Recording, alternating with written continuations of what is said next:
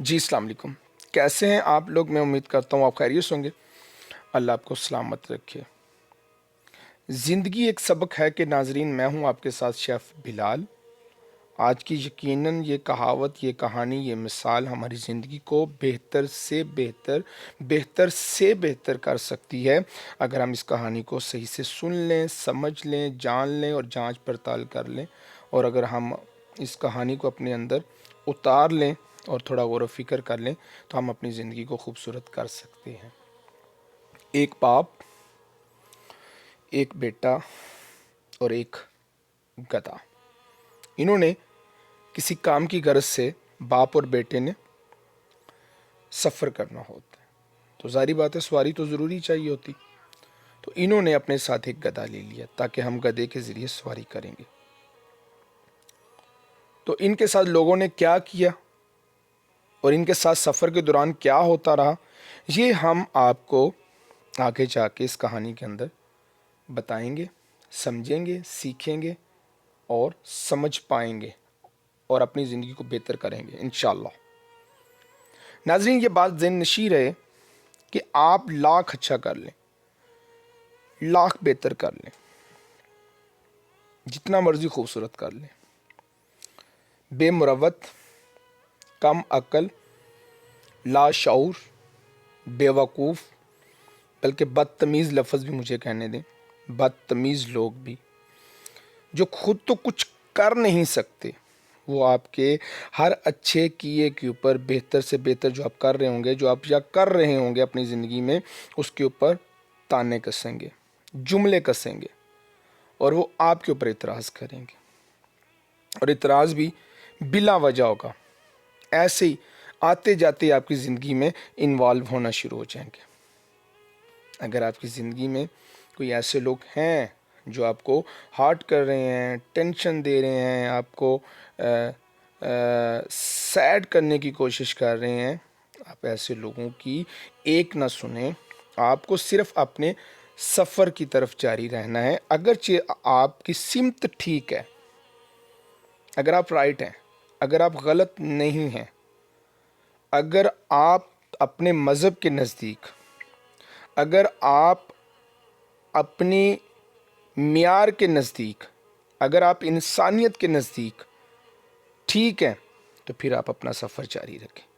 फिर आपने कभी भी किसी भी बेमुरवत इंसान की बात को सुन के हार्ट नहीं होना है, टेंशन नहीं लेनी है। मैं आपको यहाँ पर एक छोटी सी मिसाल है, पहले वो समझाने की कोशिश करूँगा।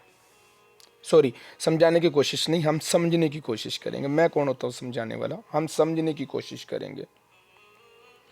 एक चौधरी साहब होते हैं, उनका एक एक बेटा होता है और वो अपने बेटे की शादी बड़ी धूमधाम से करते हैं। वो बड़े बड़े लोगों को बुलाते हैं और कहते हैं कि हम शादी करेंगे और शादी के अंदर हम एक ऐसी रीत जारी करेंगे कि जो कभी किसी ने ना की हो। तो लोगों ने मुख्तलिफ मशवरे दिए, किसी का भी मशवरा कामयाब ना हुआ। खैर, वो बड़ा जो ज़िम्मेदार था, बड़े जो चौधरी साहब थे, उन्होंने फ़ैसला किया कि हम अपने बेटे के वलीमे के दिन एक घर से चाहे जितने मर्जी फ़र्द आ जाएं, लेकिन फ़ी घर को हम खाने के बाद, जब लोग जा रहे होंगे, रुखसत हो रहे होंगे, हम फ़ी घर को एक भैंस देंगे। ये कभी भी किसी ने ऐसा नहीं किया होगा। तो सब ने कहा कि जो सब ठीक है। होता क्या नाज़रीन, भैंसों का इंतज़ाम किया जाता है, भैंसें ला के बांध दी जाती हैं, लोग वलीमा खाते हैं। चौधरी साहब को जब मिलते हैं तो चौधरी साहब फ़ी घर को एक भैंस कहते हैं कि दे दें। वो लोग भैंसों के वो रस्सियाँ जो होती हैं, रस्सी जो होती है, उसको पकड़ते हैं और लेकर जा रहे होते हैं। वो आगे जाके इकट्ठे होकर खड़े होते हैं लोग, कोई 6 लोग खड़े हैं, कोई 8 लोग खड़े हैं, कोई 10 लोग खड़े हैं, कोई 20 लोग खड़े हैं और वो आपस में कुछ बातें कर रहे होते हैं। चौधरी साहब अपने मुंशी को भेजते हैं कि पता करो कि ये लोग यहाँ पे इकट्ठे क्यों हुए खड़े हैं। मुंशी जाता है, जाके कान लगा के गौर से बात सुनता है और वापस आ जाता है। मुंशी कहता है कि चौधरी साहब, जितना कुछ किया है ना, सारा कुछ ही बर्बाद हो गया। कहता है बर्बाद हो गया, क्या मतलब? मुंशी कहने लगा कि वो कह रहे हैं कि बड़ा चौधरी बना फिरता है, बड़ा मालदार बना फिरता है, बड़ी रीत चलाई है, एक एक भैंस दी है, दो दो दे देता तो इसके माल में कौन सी कमी हो जानी थी, दो दो दे देता। यानी कि अभी भी लोग खुश नहीं है। चौधरी साहब ने एक एक भैंस अपने बेटे के वलीमे के बाद दे दी है, अभी भी लोग कह रहे हैं दो दो दे देता। तो यानी कि चौधरी साहब दो दो दे देता तो ये लोग कह रहे होने थे कि चार चार दे देता, तीन तीन दे देता। जोर लगा लें भाई, टिल लगा लें। आप खुश कर जाए ना अपने इर्द गिर्द के रहने वाले बेमुरव्वत लोगों को, जाओ मुझे बिलाल ना कहना, मैंने आज इस वीडियो में कह दिया। वो भाई नहीं कर सकते। अगर आप पर कोई खुश होने पर आए तो एक रास्ते में गली में भीख मांगने वाला भी हो जाए, लेकिन खुश होने के लिए अक़लियत चाहिए, इंसानियत चाहिए, होश चाहिए, जज्बा चाहिए। हाँ जी, बहरहाल हम अपनी कहानी की तरफ चलते हैं। बाप और बेटा एक गधा, इन्होंने सफ़र के लिए जाना होता है किसी काम की गरज से। बेटा क्या करता है, बेटा बाप को कहता है अब्बा जी आप गधे पर बैठे। उस बेटे को सलाम जिसने बाप का अदब किया है जी, और वो सफ़र करते चले जा रहे होते हैं। चंद से लोग सामने से आते हैं, वो कहते हैं देखो यार, खुद तो गधे पे बैठा है और बेटे को पैदल चला रहा है। बाप को ये बात अच्छी नहीं लगती है, बाप समझता है कि शायद कि मैं गलत हूँ। वो अपने बेटे को गधे पे बैठाता है और ख़ुद पैदल चलते जाता है और गधे को रस्सी से पकड़ा होता है। थोड़ा सा आगे जाते हैं तो कुछ लोग फिर मिल जाते हैं। वो लोग कहते हैं कि देखो कैसा जवान शख्स है, बाप पैदल चल रहा है, खुद टैके के साथ बड़ी शानो शौकत के साथ गधे के ऊपर बैठा हुआ है। नौजवान शख्स को ये बात अच्छी नहीं लगती है। अब क्या करते हैं वो, नौजवान शख्स कहता है अब्बा जी मैं गधे को भगाता हूँ, ऊपर बैठ के आप मेरे पीछे बैठ जाए। अब थोड़ा सा सफ़र करते हैं, फिर कुछ और लोग टक्कर मिल जाते हैं, फिर कुछ और लोग मिल जाते हैं। वो कहते हैं देखो यार कितने बेवकूफ़ हैं, बड़े इंसान बने फिरते हैं, एक जानवर के ऊपर इतना बोझ डाला हुआ है और दोनों ने इसके ऊपर सवारी की हुई है, ये कोई अच्छी बात तो थोड़ा ना। अब वो बेचारे क्या करते हैं, वो उस गधे से नीचे उतर जाते हैं। जब वो सफ़र फिर कर रहे होते हैं, अब वो पैदल चलना शुरू हो जाते हैं। जैसे वो पैदल चलना शुरू होते हैं तो फिर कुछ लोग मिलते हैं, कहते हैं देखो कितने बेवकूफ़ हैं, खुद पैदल चले जा रहे हैं, गधा भी खाली है, भला तुम इसके ऊपर ही बैठ जाओ। वो फिर हैरान होते हैं कि यार अब या हम क्या करें। आप क्या करते हैं, वो कहते हैं कि चले हम गधे के ऊपर नहीं बैठते हैं। अब वो नौजवान गधे को अपने कंधों पे उठा लेता है, सफ़र करना शुरू कर देता है।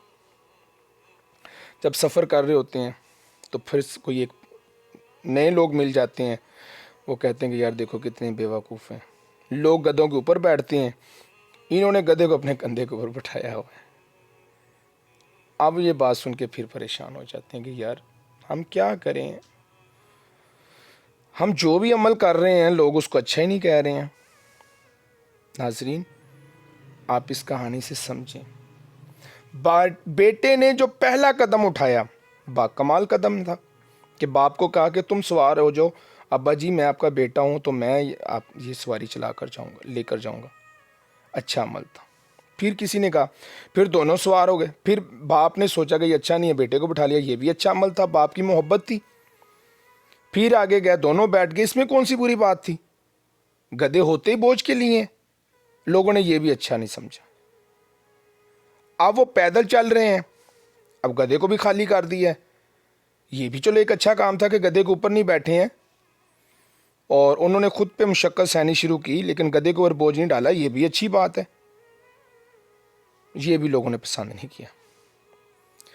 फिर जनाब अली इतनी हिम्मत करके गधे को अपने कंधों पे बैठा लिया। अब ये कोई बुरा काम है, ये उससे सारे कामों से अच्छा काम है कि इंसान अगर जानवर के साथ इतनी मोहब्बत करे। लेकिन लोगों ने कहा कितने बेवकूफ़ हैं, कंधों पर भी भला गधों को बैठाते हैं। यानी कि उनको डिग्रेड ही किया गया। उनके हर अच्छे काम को डिवैल्यू ही किया गया। इसी तरह नाजरीन, मेरे और आपकी ज़िंदगी के अंदर बड़े से लोग ऐसे होंगे जो आपको डिग्रेड कर रहे होंगे, जो आपको डिवैल्यू कर रहे होंगे, जो आपके हर अच्छे काम को सराहने की बजाय, अच्छा कहने की बजाय, खुश होने की बजाय आपको टेंशन देते हैं, आपको परेशान करेंगे। इसीलिए अगर आप अपने रास्ते की सिमत ठीक हैं, आप राइट हैं, आप बेहतरीन रास्ते की तरफ हैं, आप अपना सफ़र जारी रखें। कभी भी आप ये परेशानी ना लें कि लोग क्या कहेंगे। भाई लोग तो बहुत कुछ कहते हैं, जैसे कि इस बाप और बेटे को लोगों ने कह के आखिरकार परेशान कर दिया। इसीलिए मैं और आप लोगों को कभी खुश नहीं कर सकते। अपना ख्याल रखना, अपने साथ रहने वालों का।